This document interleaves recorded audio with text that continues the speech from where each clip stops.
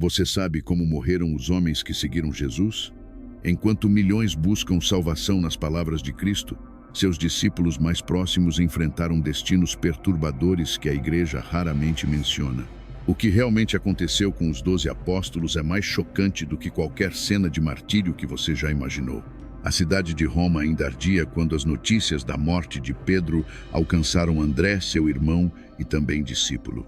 Dizem que seus olhos se encheram de lágrimas enquanto recordava aquela manhã à beira do mar da Galileia, quando ambos abandonaram suas redes para seguir o homem que mudaria suas vidas para sempre. Porque estreita é a porta e apertado o caminho que leva à vida, e poucos há que a encontrem. Mateus, capítulo 7, versículo 14. Palavras que Jesus pronunciara e que agora ecoavam com um peso insuportável em seu coração. André sabia que seu próprio destino não seria diferente.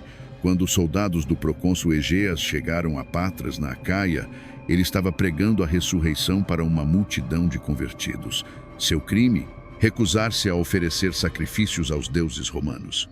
Não podeis beber o cálice do Senhor e o cálice dos demônios. 1 Coríntios capítulo 10, versículo 21, havia ensinado Paulo, e André estava determinado a permanecer fiel àquele princípio até o fim. A sentença foi proferida com a frieza característica da justiça romana.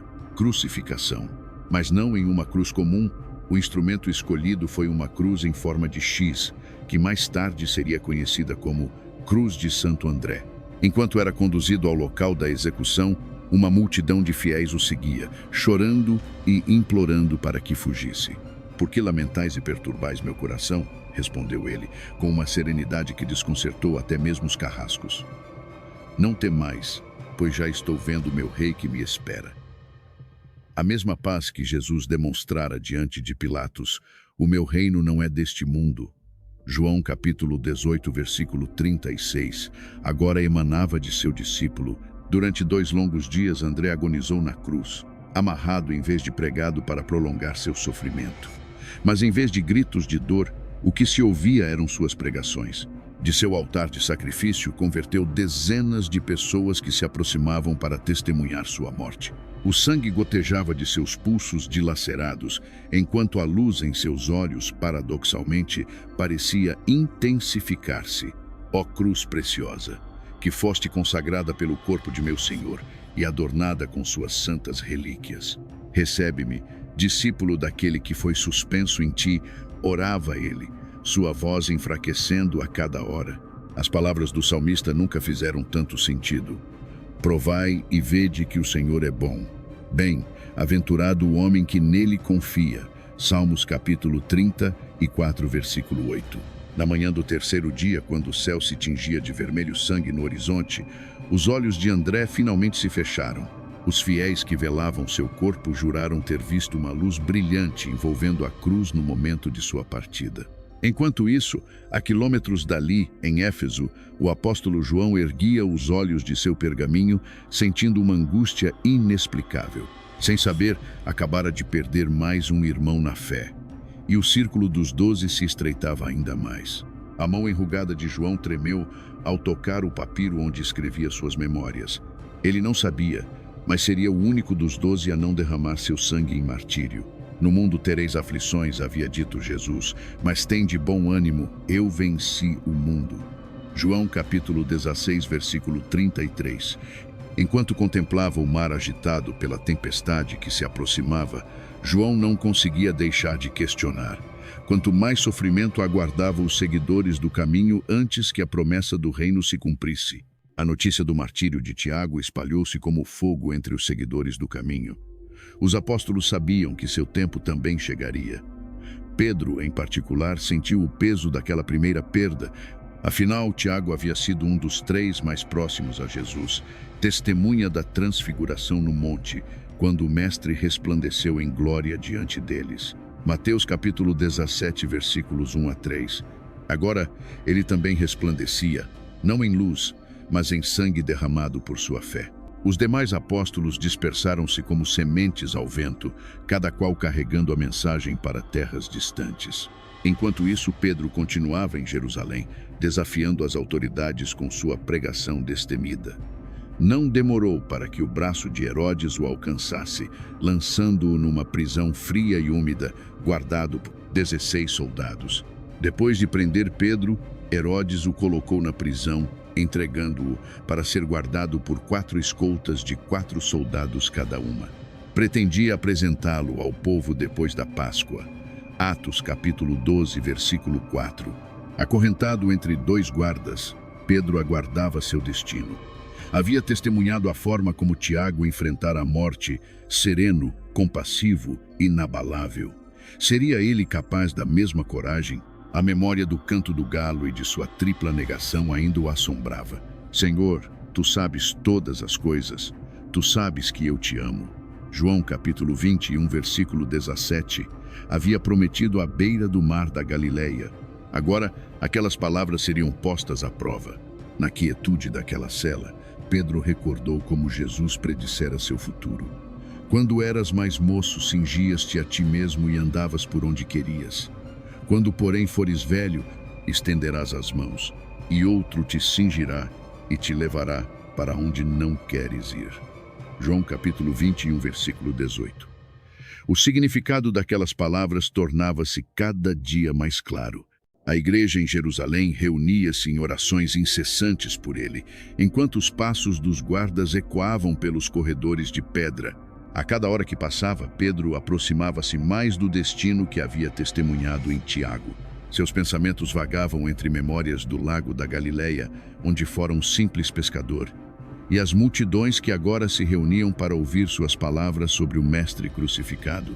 Na véspera de seu julgamento, enquanto o sono vencia seu corpo exausto, uma luz suave preencheu a cela. Um toque em seu lado, uma voz gentil. Levanta-te depressa. As correntes caíram de seus pulsos como se fossem feitas de palha.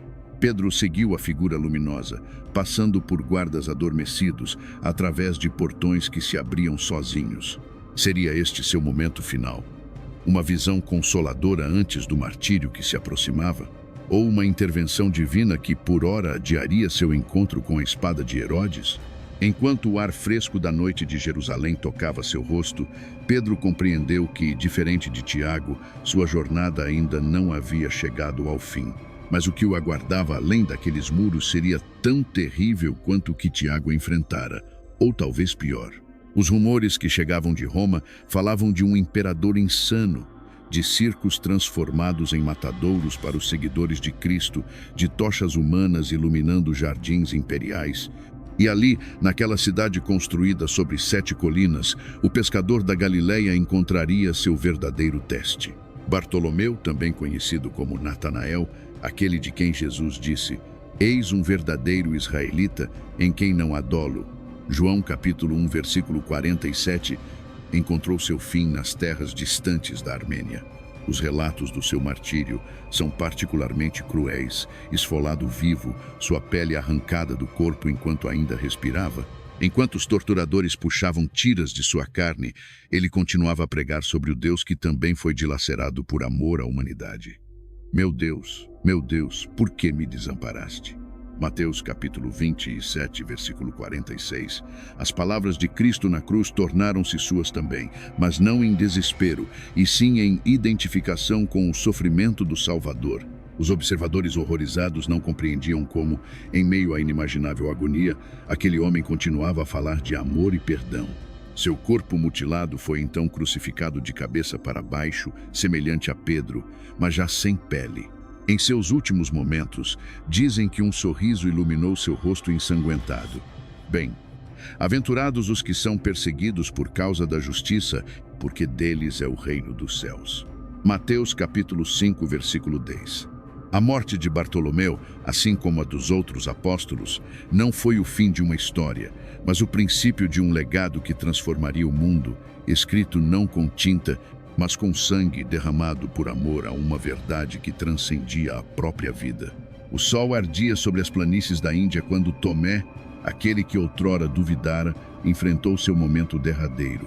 O mesmo homem que precisou tocar as feridas de Cristo para acreditar na ressurreição, João capítulo 20, versículo 25, agora seria transpassado por lanças, sem qualquer hesitação em sua fé. As tradições contam que Tomé havia irritado os sacerdotes brâmanes ao converter um príncipe indiano e sua família, desafiando o sistema de castas que mantinha milhares em opressão. Quando os soldados vieram buscá-lo, Tomé estava ajoelhado em oração. Seus olhos, que um dia exigiram ver para crer, agora enxergavam além do véu do mundo material. Não se turbe o vosso coração. Credes em Deus, crede também em mim. João capítulo 14, versículo 1. Murmurava ele enquanto os homens armados cercavam a pequena cabana onde se abrigava. Você tem uma última chance de renunciar a esse Cristo crucificado, gritou o líder dos soldados, erguendo sua lança reluzente. A resposta de Tomé veio como um suspiro profundo. Meu Senhor e meu Deus. João capítulo 20, versículo 28. As mesmas palavras que pronunciara ao tocar as feridas do ressuscitado. A primeira lança atravessou-lhe o abdômen, arrancando um gemido abafado. Ainda assim, enquanto seu sangue se misturava à terra vermelha da Índia, Tomé ergueu os olhos para o céu. A segunda lança perfurou seu peito, mas seu rosto não demonstrava medo, apenas uma serena expectativa. Como ovelhas para o matadouro. Salmos capítulo 44, versículo 22. Assim iam os seguidores do Cordeiro. Os soldados, esperando ver terror em seus olhos, encontraram apenas uma paz desconcertante.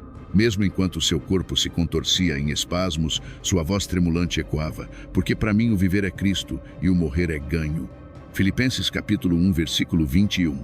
Antes que a terceira lança pudesse encontrar seu coração, dizem que Tomé estendeu a mão para o céu, como se pudesse finalmente tocar o que por tanto tempo acreditara sem ver.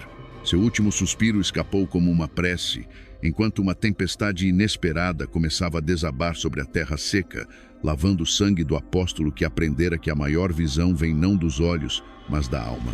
As notícias da morte de Tomé logo alcançariam os confins do império, onde outro apóstolo já pressentia que seu próprio momento de provação se aproximava. Filipe, o homem que uma vez questionara Jesus sobre como alimentar uma multidão com tão poucos recursos, João capítulo 6, versículo 7, agora enfrentaria um teste de fé que consumiria até a última migalha de sua coragem humana. Ao contemplarmos as mortes trágicas dos apóstolos, não vemos apenas homens que sofreram.